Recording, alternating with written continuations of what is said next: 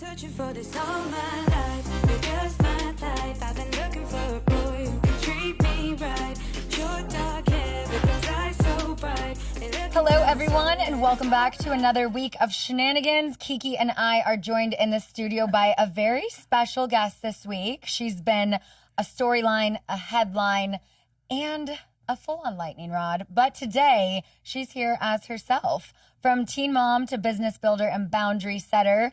Thank you for being here with us today, Farrah Abraham. Thank you for having me, both of you ladies. Yes. I really appreciate being here. And yeah, it's a wild time right now. No, so excited to have you. You look absolutely gorgeous. Thank you. How are we doing? What brings you into town? Oh my goodness. So I just actually got off set from Sophia by TMZ Live with Harvey. And then doing like some TMZ podcasts. A lot of TMZ this morning. Yes. But it's so good to be back because I actually moved out of Los Angeles. So it's like kind of full circle. But I get to host a Farrah After Dark TMZ tour. Fun. So yeah, so Master P is going to be there with me. Oh my God. Yeah, I haven't seen Master P in like 5 years. He had me on one of his like comedy feature films. So I can't wait to just catch up with everybody. So fun. Yeah. Hollywood was a wild, scary place for me, but now I'm hosting the tour. But when were you in LA? Where do you live now, and when did you live in LA? Okay, so I lived in LA. I think I moved out January 2021 after I got attacked, like viciously. And so yeah, I was just living like Hollywood Boulevard. Always dodging TMZ buses, by the way. Yeah. And so now it's just fun to, recover, have light. But I live in Austin, Texas. Okay. And so I went out there for the trauma program, and I just stayed. I love Austin. I mean, Austin is entertainment, too. Yeah. So it's just nice. I love it. My husband has never been, but that's where he wants to live. Oh, okay. Yeah. I mean, yeah. I love Austin. It can feel very tiny at times. So, like, my daughter, even right now, Sophia, she's just like, I think we need to move to Dallas. Like, you need a bigger place. And like coming from Iowa, I was born and raised in Iowa, Midwest. And I feel like sometimes I can only stay so long in a smaller city. But yeah, it's wild. Yeah. It's a wild time moving around, and you get to have all these choices of where to live. Yeah. Yeah. Oh my God. And Sophia, she's 16 now. 16. Is she Wow. driving? Yes, she's Oh my driving. God. She's gone through 2 cars, and Wait, like not Yeah. crashes? well, she not crashes, thank Okay. God. But she has damaged her own cars, and I say, well, I went through cars too. Yeah. I didn't even have a car when I gave birth to her. Yeah. So it's just been 16. It's just been 16, and it's wonderful. I can't say enough. I love the teen years. I just think of myself being a teen. So Yeah. I got nothing bad to say about teenagers. I Right. was curious what you thought of, because that was going viral that Kim Kardashian in Northwest, there was like a picture, she had a dermal piercing under her finger, and everybody was flipping out that this 12-year-old. finger? Yeah, like between her fingers here. Oh, the knuckle. Yeah, and like people were freaking out, like, oh my God, she's only 12. But Sophia, when did she start getting piercings? So speaking of piercings, Yes. she's trying to peer pressure me into more. Okay. really? Does she have her Trying to belly get button pierced? tattoos. No, so here's the thing. I actually so to answer the question, Mrs. Sophia did get her first like piercings and like, snake bites and all this other stuff. She started that, I think, like at 13. Okay. Which I thought was wild because I never even thought of getting piercings, like belly ring piercing. All my girlfriends at 15 were like, oh, we need to all go together. I'm just a public school girl. And so that is why I got my belly ring pierced the first time. And that was 15 with my dad there. And nobody in the family was for that. And then my daughter is just like super artsy, super creative, is like, this is what I know I want. And she like, yeah. So Yeah. she's having me right now like filter out tattoo artists. Oh, okay. Because she started drawing her tattoos on her. And I was like, okay, we need to stop using ink and like stop this. I'm like, what are you trying to get from me? But yeah, she wants her belly ring after she gets her belly tattoos. And I'm like, why like that? But this is Sophia's prerogative. Yeah. So I just say, you got to do your research. Tattoos don't last forever. We know what they look like when we're older. You can get them reversed. You can get them taken off. There's a lot of care. And I just want her to be super educated and super for sure before she walks down any piercing or tattoo line, you know? So, ugh. Yeah. But yeah, I love that she's her own self, you know? I love that. I sat at a tattoo parlor many a nights, many a days, and I had so many offers for just figure out a tattoo you want. Like, we'll give you whatever you want, you know? And I never went through with a tattoo. You never did. Still none. Still none. Oh, wow. Wow. Ladies and That's gentlemen. rare. Yeah, Oh my ladies gosh, and I can't gentlemen. even count how many I have. Like, I don't know. I think because of my like ADHD and attentiveness, like I just don't. Sometimes I don't even like looking like myself. Like if someone thinks of Farrah in one way, I like to totally like look like Farrah in a different way. And I think like if I have tattoos, it's just always you're gonna recognize it. I mean, I think because I have this like birthmark on my neck. Everybody's always mentioned that since I've been little.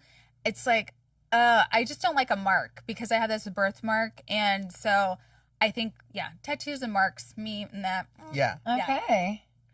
So you're back on TV now. TV time. A&E's Yes. new docuseries, Secrets of Celebrity Sex Tapes, which premiered this week. Why was this the right time and project to return to TV for you? Yeah.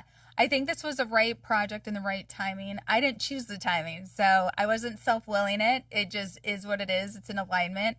And so, yeah, A&E chose to do this. It was nothing that I sought out. I was kind of like trying to not work for 2 years when this popped up.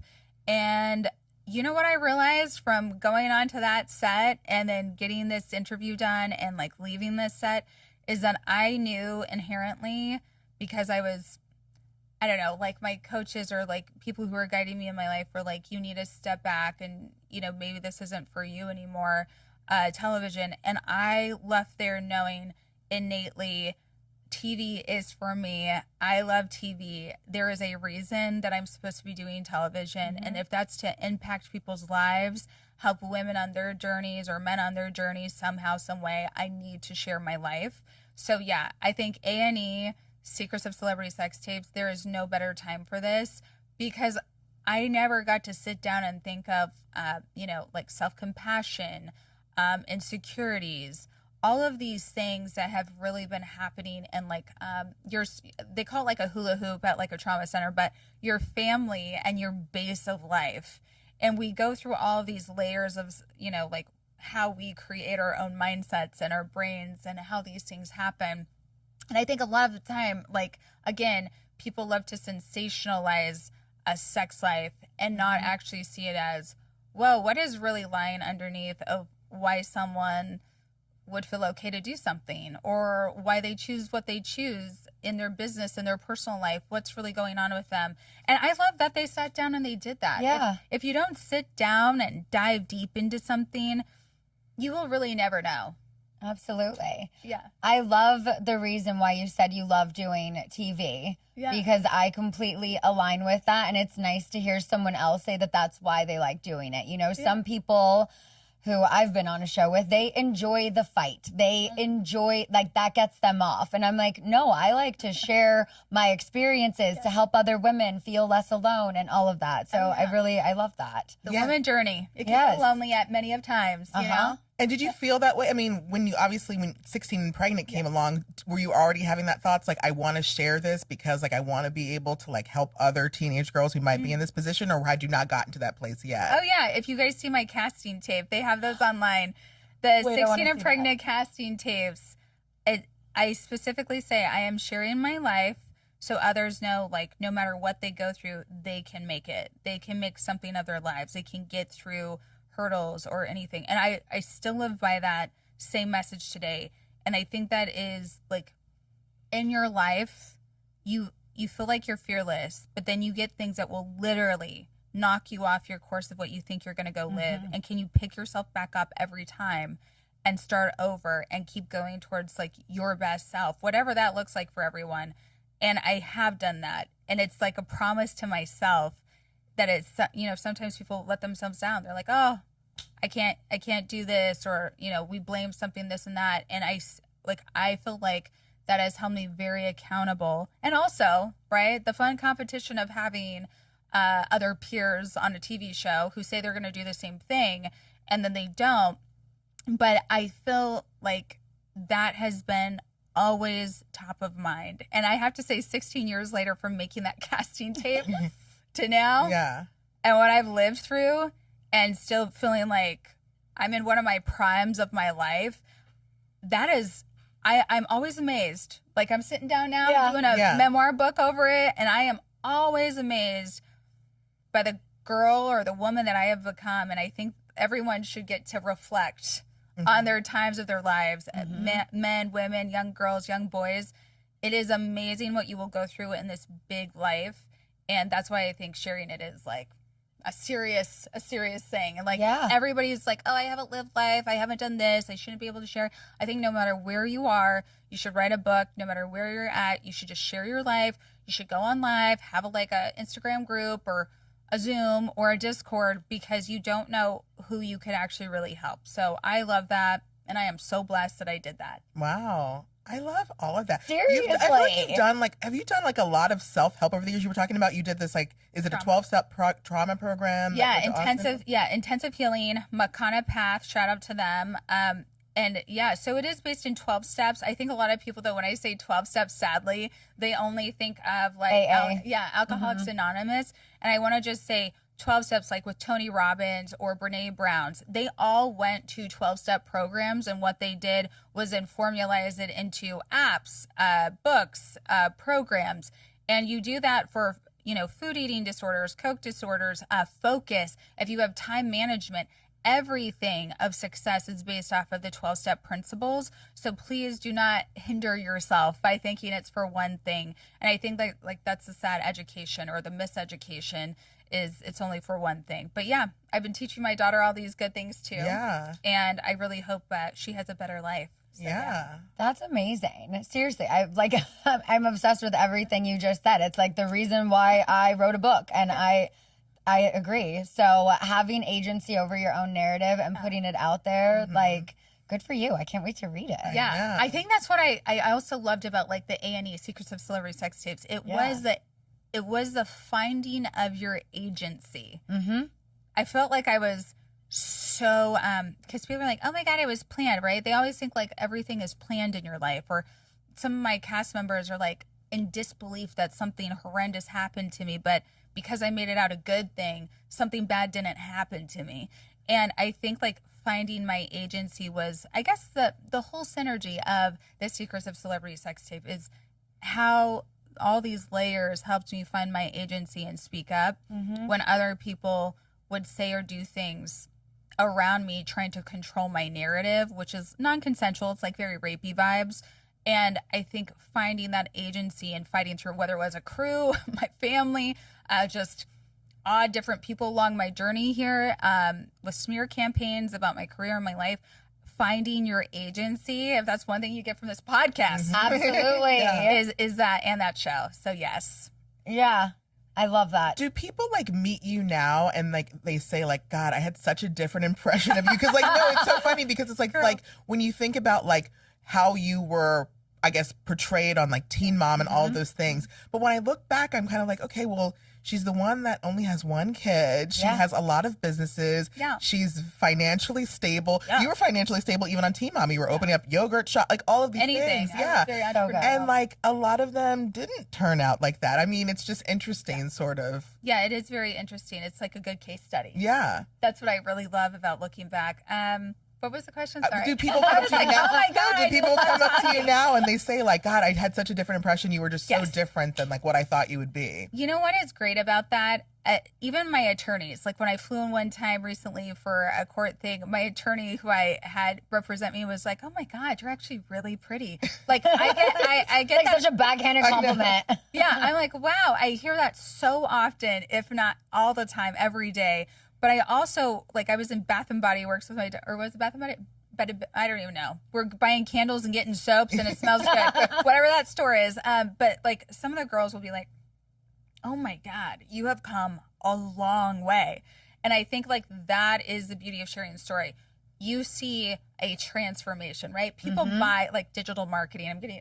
I'm finally graduating in my master's with that, but it's everyone wants to understand a transformation.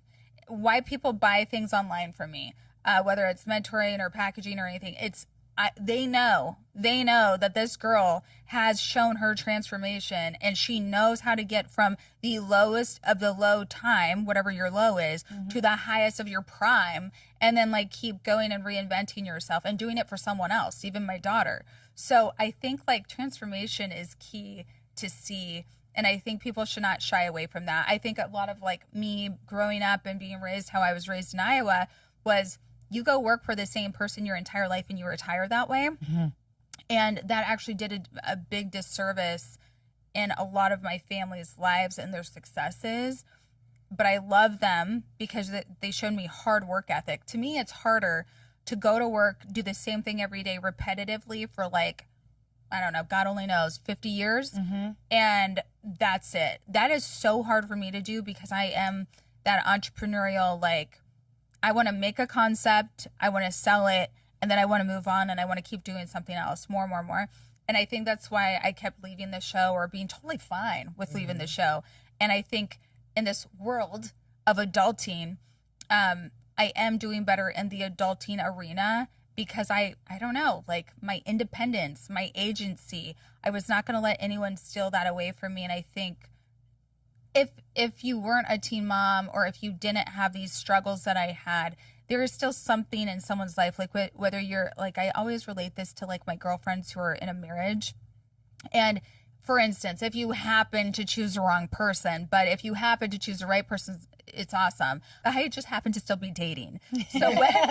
So when I'm picking, it's just like, if I don't fully see what I'm getting myself into, and I think that was a lot of like my early years, I wasn't seeing who I was around. I couldn't pay attention to it. I was still very much in trauma state and bereavement and loss.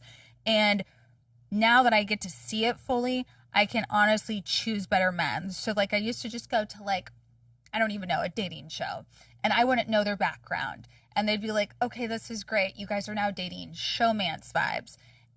But then this person is broke. They asked me to find love in brokenness, and it sets me up as a foundational woman who is trying to like build an empire to go broke.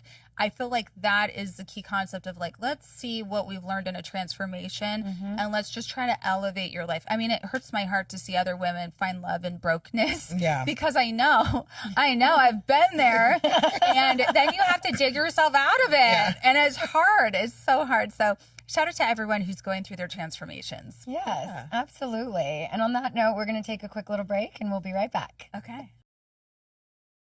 Okay, so you guys know how much I love shopping on Wayfair for everything home.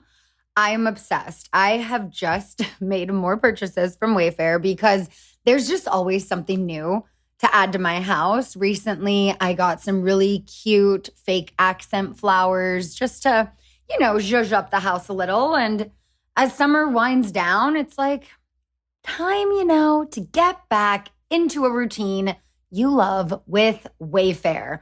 From bedding and linens to storage solutions for literally every room in the house, Wayfair is your one-stop shop. If you're looking to, you know, maybe refresh your workspace with desks, bookcases, office chairs for way less, or make weeknight dinners, you know, a thing again with quality cookware that makes mealtime a breeze, that is the next purchase we're doing from Wayfair. We've got the furniture, we've got the artwork, we have so many things. But now I'm like, you know what? It is time to elevate our kitchen. We're bringing homemade pasta night back. We need to elevate everything else. So I'm obsessed with Wayfair. There is something for every style and every home, and they make it easy to tackle your home goals. It is free and easy delivery, even on the big stuff. So why not do it now and get organized, refreshed, and back to routine for way less? Head to wayfair.com right now to shop all things home. That's WAYFAIR.com. Wayfair, every style, every home.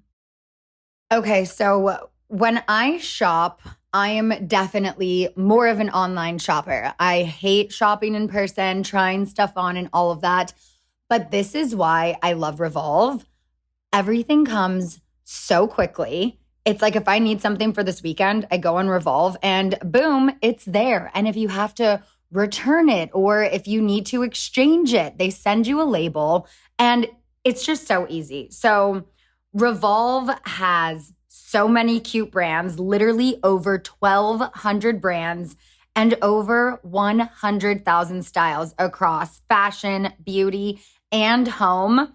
They have from high end to emerging and exclusive labels. I love shopping on Revolve for festivals, for nights out. I mean, so many things. They have amazing customer service, fast and free shipping and returns. Like I said, you get that return label, so you don't have to worry about paying for that. But between Coachella, Stagecoach, and like girls' nights out and date nights, Revolve has everything you need. Whether it's a weekend away, a big night out, or just a little style refresh, your dream wardrobe is just one click away. Head to revolve.com/goodasgold, shop My Edit, and take 15% off your first order with code GOODASGOLD. Fast 2-day shipping, easy returns. It's literally the only place you need to shop from. That's revolve.com/goodasgold to shop my favorites and get 15% off your first order with code GOODASGOLD. Offer ends September 22nd, so happy shopping. Okay, so obviously being a parent isn't easy, but also being a parent in the public eye, brings up its own unique challenges. Yeah. People criticize every decision we make, they judge, you show your kid too much, you're exposing them, you haven't showed your kid in a while, what's going on? It's just like you're an absent parent, you're never with your kid. Wrong parenting choices, you should have done it this way. The list goes on. And you've been doing this as a single mom the whole time, which is extremely impressive. But on those early seasons of Teen Mom, we, of course, saw your mom, Deborah, being quite involved. What does your support system look like these days? Yeah, I have no support system. I actually don't talk to them. And I think that is what I highly recognized was television was keeping me in a hula hoop of toxicness that is not good for my parenting, for me to grow up, for me to learn things real world. And once I got fired, which looked like a horrible thing, it actually enabled me to have freedom. And I basically rolled up my stores, all the stores that I had. I rolled up the house that I had. I put everything in storage. And I just took my daughter, she was doing homeschooling. I was probably doing an online school program myself. And we just traveled. And I think I needed to get back to what is healthy. I needed to go immerse myself in that. And it has not been easy. So I can't say a lot of us can just go shut off our families. Right. I know a lot of people don't do that. And I just know agency. Again, if you don't have your own agency and you keep letting your family who raised you that didn't really, I don't know, we raise people, but there's a difference. I feel like there's a very big difference in parenting today than parenting as I grew up, as I was raised. So when anyone has anything ever to say to me, whether it's a man or a woman, if you have not truly seen everything that I have done for self-development and then child development that has gone far beyond my parents, then there's no words. There's no words that could even hit my ears that even matter. And I think that's a big thing in parenting. So I'm breaking cycles. There's not one thing that is the same from my parents to myself. I'm not concerned about my child getting pregnant at 16. I was definitely put in a incubator of teen pregnancy is what I look back and I call that. And I think a fun fact of our society is we have a feature in our society because we don't have laws that include contraception prevention. And so I've been a huge advocate of that, hopefully get a new law in place for that. But my daughter very much sees how I was raised and how great she is raised. And so I love her for that. She is that mirror. She is that reminder of we are in a different life, because sometimes you get so traumatized as a human from your childhood, you're going to be like, oh, everything freaks you out. Yeah.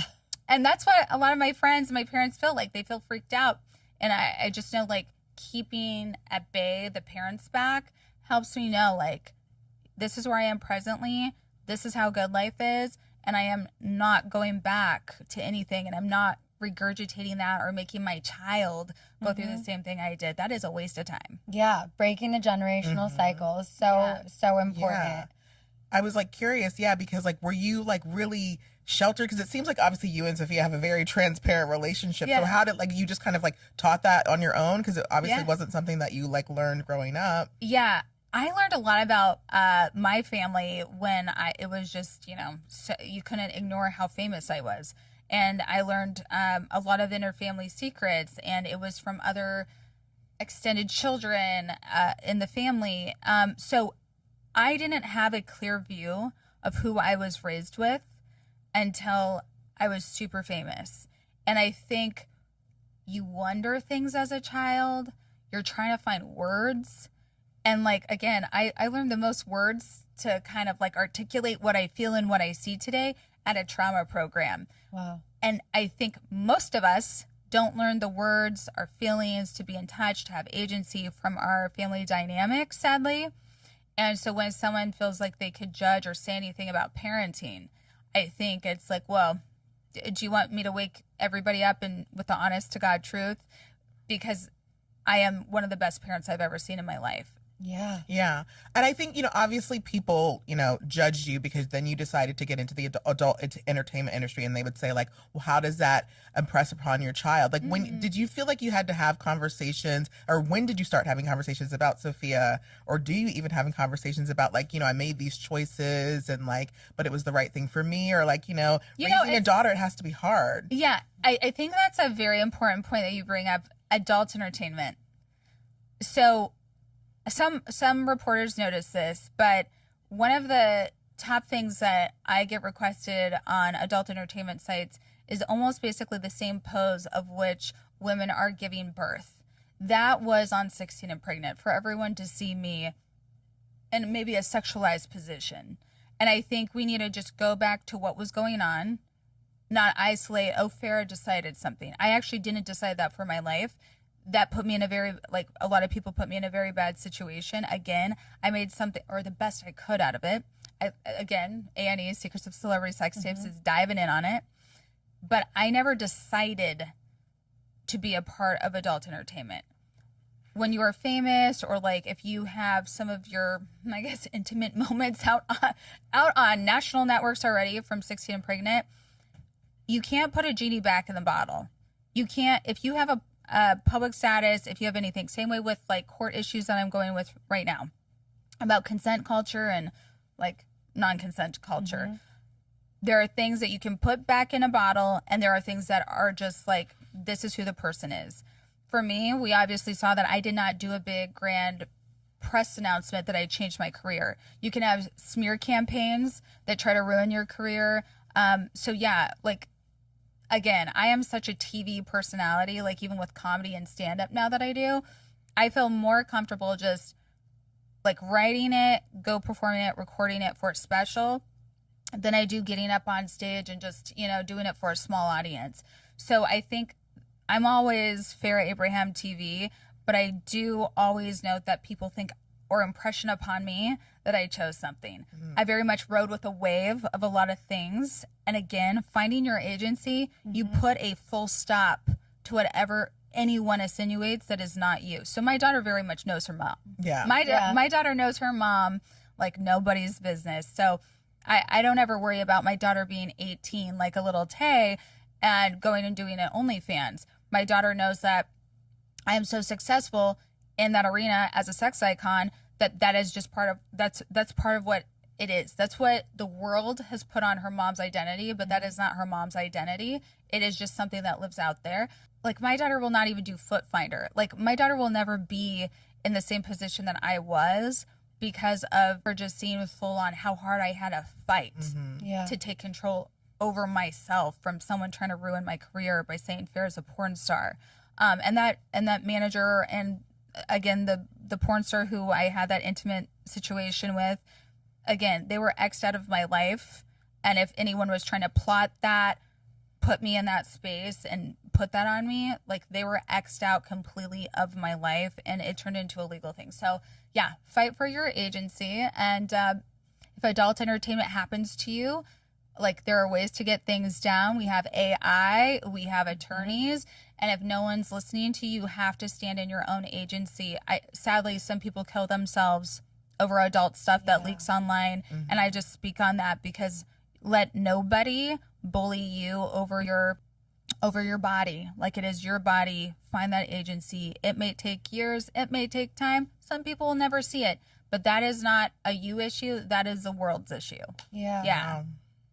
Good for That's you. really powerful, because Seriously. and I don't think people realize that. Like, you say, like, it wasn't my choice, and I don't Right. think people understand, like, you just get somehow pressured into doing these things that you are, again, riding the wave because you think that's what you're supposed to be doing or you have to do in order to stay in a certain place. And it's, I don't know. I just had a situation where it wasn't something of me or like whatever. It was like blackmail. I almost felt like severely blackmailed. Like, when you say, like, when someone makes something out to be so innocent, like, oh, Farrah, you haven't had sex or you haven't done this, and they use like your mom's horrible relationship to, you know, coerce you. All of these illegal things, right? Because you are famous. Just know there is no perfect way to live through something, and you're living through it like you are the crime scene.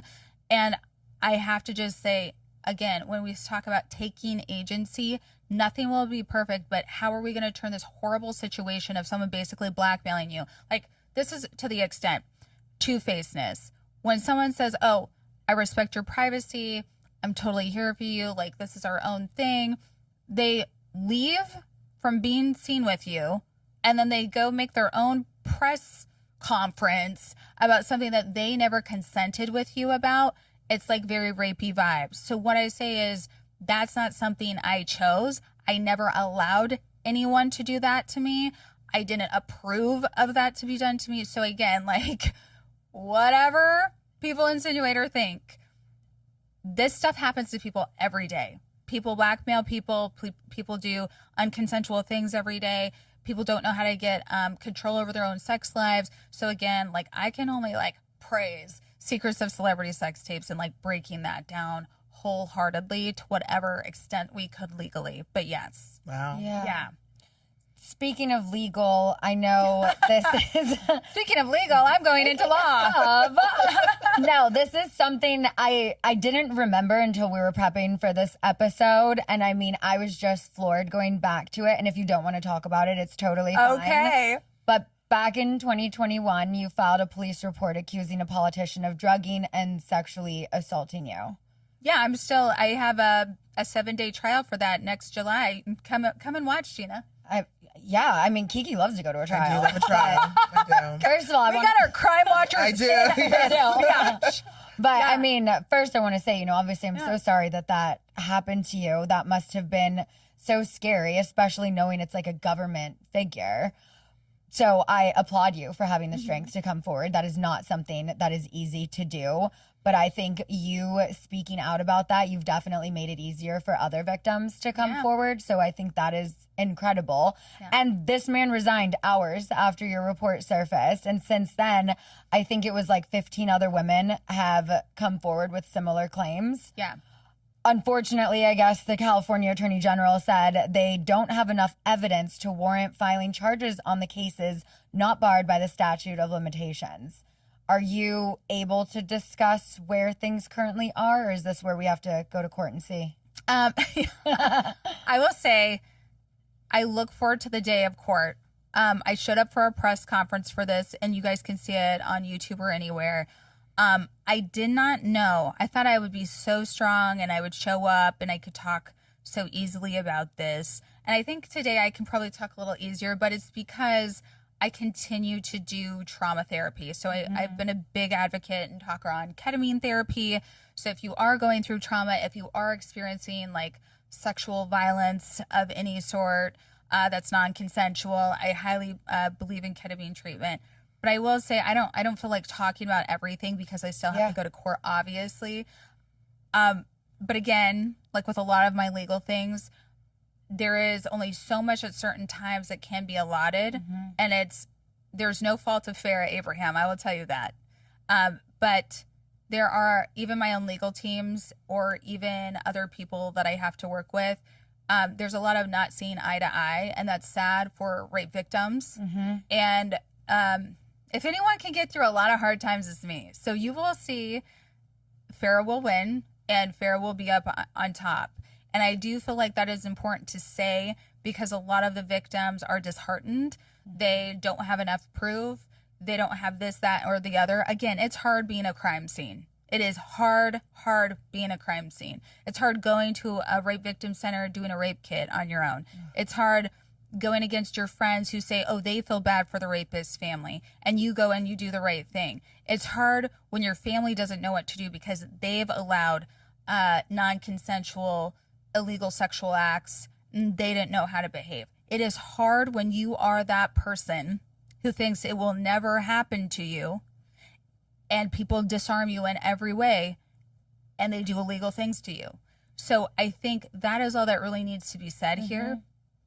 And when you get to go see it in trial, and you get to go see how our society behaves, you know what to do and change the future. And I think that's all I can do, is invite people to watch something, know and learn from me, know and learn from others who weren't successful, and make sure that you change your future. Because I would hope that we don't keep continuing like with Russell Brand. Like, so a lot of people just keep letting these people go, hide behind women, have children, say they've never assaulted people. And I feel like woman abuse is at such a high level, people don't recognize it. And my therapist and my success team has just peeled all that back. So I will never be around people of that nature ever again. And I'm just so grateful to see that. So yeah, I highly encourage people to watch, to read, be all into true crime watching this. I know that's odd, but that's the only way you can learn. Like I did. I was like, how long has this been going on? Yeah. And honestly, I was one of the last victims who came forward publicly on this matter, but it had been going on for over 20 years. Wow. And I think when I have to go to a press conference and talk about something that I never thought I'd have to talk about, you just kind of feel like this has been going on for 20 years before I got sexually assaulted. What has the world been doing? Yeah. You know, and I think like that is the saddest thing I can get out of being sexually assaulted, is like, and the point of it is, what can I do to change this? You know, people in law have been sexually assaulted that are a part of this. Girlfriends of the person were, I guess, assaulted for like 3 years. I have had the most mind-blowing, open realizations about sexual assaults and non-consensualness in our society that I definitely know how to pinpoint how to change it now. And that's why I'm going to law school. I'm going to law school starting next year, finishing my Congrats. Oh, that's amazing. I got my paralegal certification, which took so long. Wow. But it's like I know I am so excited to advocate not only in like consent culture and helping women so we don't have more Farrah Abrahams being raped, right? But like, I just overall want to shorten that. Like, let's not wait 20 years. Let's wait 2 years, statutes of limitations. And I know like Los Angeles, they've gotten better laws over this time I've been waiting to go to trial for sexual assault victims. I'm just so grateful for those little steps. But I know that like my future and my life is really full of advocacy and change. And that is to heal from trauma and be able to go back in spite of all that negative and toxicity and lies and abuse. That is the power that I hope people can get by watching trials or trauma work or just being a true crime watcher of all.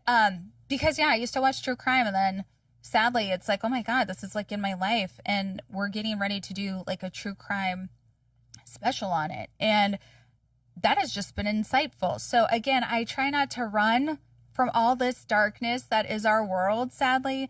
And I think, I was very shielded from that maybe growing up. And I wish my family would have talked to me more before I experienced an assault of this kind.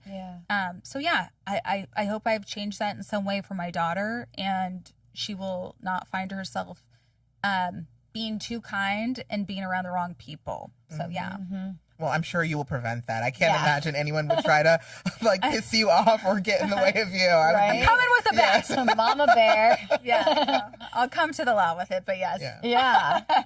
You mentioned a little bit earlier the 12-step trauma therapy that you went through. Can you tell us a little bit about that experience and how you maintain your mental health today? Yes. So today from 12 steps, my 12-step trauma experience intensive healing, I have an inventory, a nightly inventory that I have in like my bathroom or on my phone or in my bag. And I just kind of go through that so I can get out resentments. I think that's the biggest thing I can say is having an inventory, get out those resentments. So if you do have court or if you do have a hard thing at school or if you have something hard at work, there's no resentment. You can think clearly, kind of like, let's take down the emotions so we can get your point across and move on from stuff. So I love that every day. Yeah, absolutely. I want to wrap it up with a few final rapid fire questions. What advice would you give a teen on reality TV today? Never become best friends with a production company and you'll be straight. Oh, Okay. that's good advice Good for advice. even us adults. Love it. If someone only listens to this last minute, what do you want them to hear? Never forget your agency. Stay close to your heart, your inner child, and do not lose sight of that. That is your power. Everything is within you. You need nothing outside of you. That's I it. love that. Which project made you feel true creative control for the first time? I haven't had that yet. Your memoir. Oh yeah, It's coming. Oh yeah, the memoirs, That will be obviously. The New York Times bestselling book, obviously. Yes. And I'm so proud of that. But I also want to do a book adaptation, like a film. I want to win an Oscar. I think those will be like the height of the memoir coming alive. I love that. One business win you're proud of and one lesson from a misstep. One business lesson I'm proud of is relying more on AI. My Joy AI, my Telegram AI, my doppelganger accounts, like where it's faceless, I don't even work, and I just make passive money. AI for life, digital marketing queen. So can't say enough of that. And then something that I learned. One lesson from a misstep.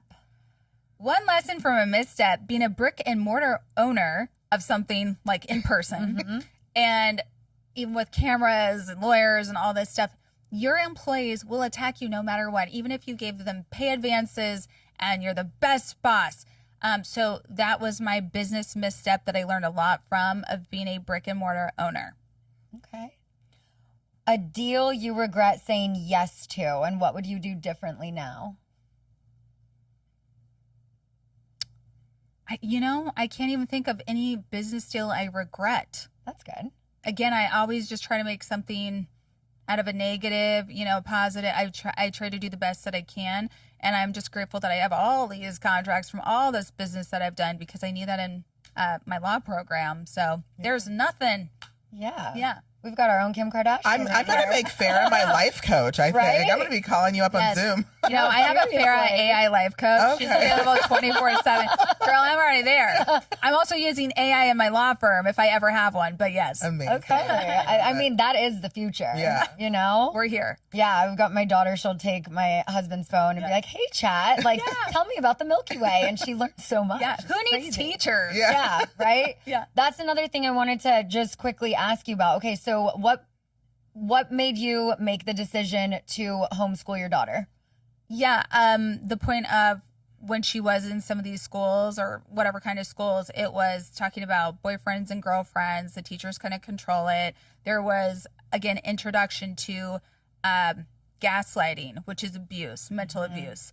And so teachers would blame things. They want to take care of the bullies, those things. All those things shape your children's brain. And if you let that go so long, they get okay with more and more abuse, right? It's a very bad word, but that's how you groom people. And so I saw that, and I saw her breaking down and getting upset and sad about that. I wasn't going to have her go through what I went through, which made me strong. Like, I'm pretty fierce because of all that abuse. But my daughter will sometimes feel like I'm being a bully because I've had to be so strong.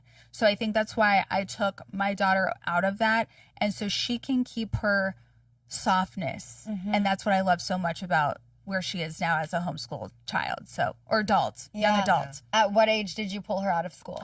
Yeah, she was pulled out of school in first grade. So like Okay, almost like see? 7.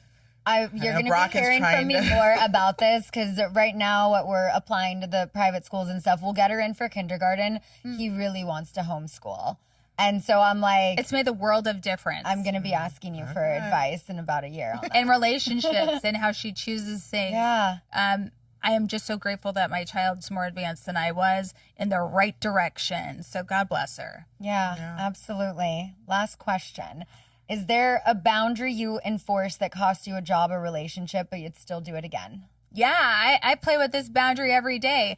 If you make me do more work and if you say you're a manager or this or that, you have a job title. And then you put more on me and you don't do your job, I have a strict boundary. Like today I had to say it. If you don't do the wire, if you want me to do more stuff and I've sent everything, then I'm going to have to turn away. So yeah, I turn away money nonstop because I am staying true to my boundary. When people make me do more, I don't do anymore. I do the professional, what's needed. And if you need to be unprofessional, that's on you. Bye.